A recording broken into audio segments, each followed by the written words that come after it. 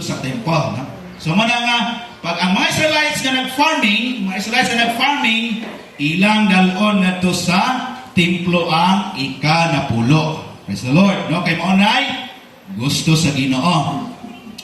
Then, in Deuteronomy 14, Deuteronomy chapter 14, ingon rin nga, verse 22, nga ginahanglan buhat ni ini, kay pagpakita kini nga doon na tayo kahadlok sa Ginoo. Okay, ingon rin sa verse 22,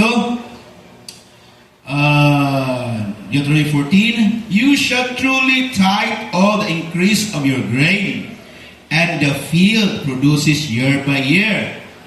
And you shall eat before the Lord your God, in the place where He chooses to make His name abide, the tithe of your grain, and your new wine, and your oil, of the firstborn of your herds and of your flocks, that you may learn to fear the Lord your God always. No? So na dito, to fear the Lord your God always. Ganahan pa ni, no?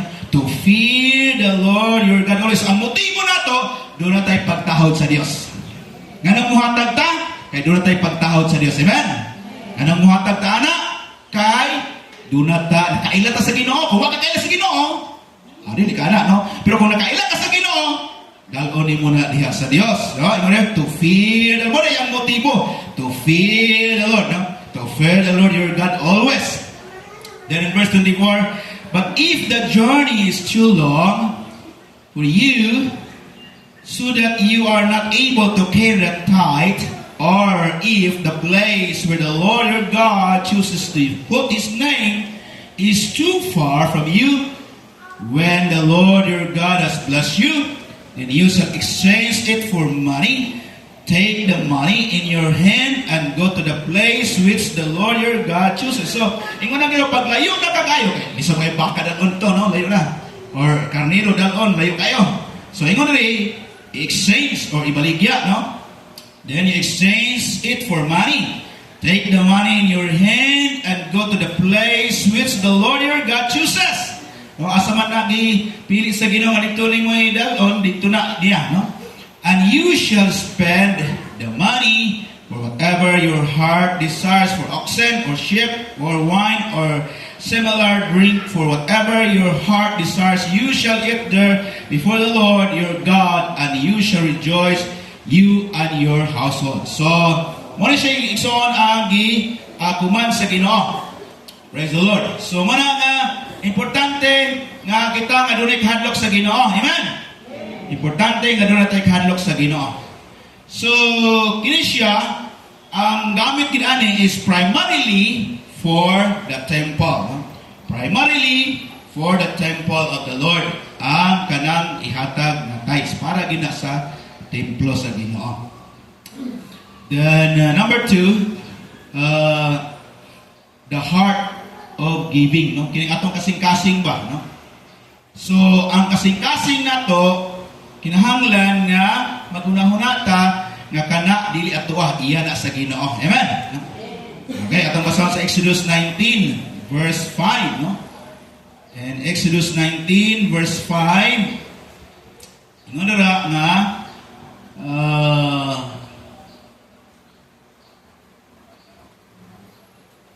now therefore, if you will indeed obey my voice,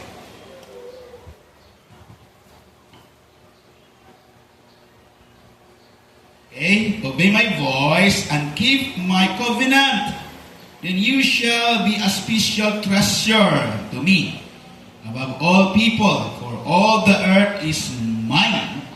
So tanan nga sa kalibutan niya sa Ginoo. Praise the Lord. So ingon rin nga, obey my voice. Amen. Obey my voice. Obey my voice and keep my covenant.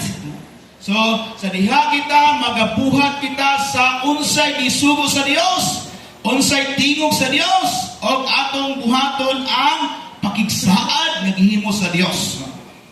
Ano sa pakigsaad sa Dios? Ang pakigsaad sa Dios nga panalanginan ta niya. Ang pakigsaad sa Dios nga ubanan ta niya. Ang pakigsaad sa Dios nga bisan unsay buhaton sa mga kamot, iyahang panalanginan. ang saad sa Dios nga panalipdan tayo sa katalagman. Ang saad sa Dios nga walay magbalatian nga makamatay. Amen. Nga muhampak sa atong pamilya. So, covenant sa Ginoo. Covenant, pakigsaad na siya. So, muna nga, kung buhaton na to ang mga sugo sa Dios o mga covenant, pakigsaad sa Dios, ingon rin, special people ta sa Ginoo. Amen. Special treasure above all the people, for all the earth is mine. Psalms 24 verse 1, ato makita direksyon nga tanan nga niya sa yuta. No? Hallelujah. Okay, Psalms 24 verse 1. The earth is the Lord's, and all its fullness, the world and those who dwell therein. No?